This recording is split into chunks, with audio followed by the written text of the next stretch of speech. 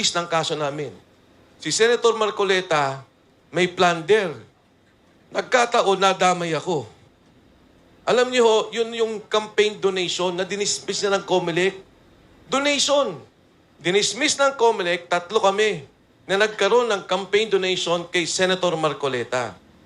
Dinikit nila yun. Ginawang plunder. Yun lang ho yun. Ang plunder, kailangan pondo ng gobyerno ninakaw natin. O kung di kaya, yung case ni ERAP, may binigay na pera. Pagkatapos may kapalit. Eh wala namang kapalit. Wala namang hiningi. Nung ibinigay at tinulungan si Senator Marcoleta, ang standing niya sa survey, number 23. Ni hindi mo nga alam na mananalo si Senator Marcoleta. Ngayon, kinakasuhan kami at pinapabilis ang kaso. Ang sabi ko nga, kung may nagawa akong pagkakamali, kumain ako ng hopya sa opisina ni Senator Marcoleta. Yun ang kapalit. Oo. Pero yung hopya ni Marcoleta, hindi naman siya may-ari. Regalo din sa opisina niya ata yun. Dahil nung nakita siyang kumakain sa kongreso ng hopya, yung mga suporta niya natutuwa, nagpapadala ng mga hopya-hopya. Oo, nakita ko, hindi naman masarap. Oo.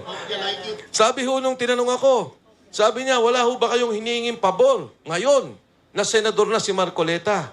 Sabi ko ho, kahit na nagkakapi kami o kumain kami sa labas, hindi bumubunot si Senator Marcoleta. Ako pa rin ang nagbabayad ng kapi naming dalawa. Siya na nga ang senador. Ako pa rin ang taya. Ganyan ang klase na nangyayari sa atin ngayon. Ang sabi nga noong una, silent martial law. Pero ang katotohanan ho, ang mas tamang term daw ay undeclared martial law.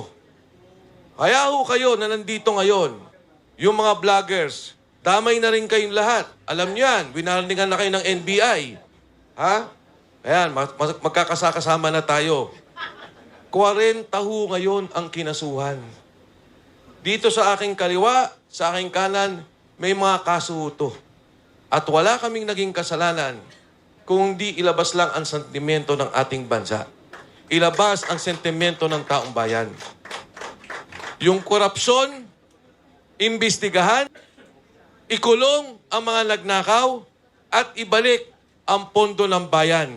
Hindi kami matatakot, hindi nyo kami matatakot, at kami patuloy na lalaban. Magandang umaga po sa inyong lahat.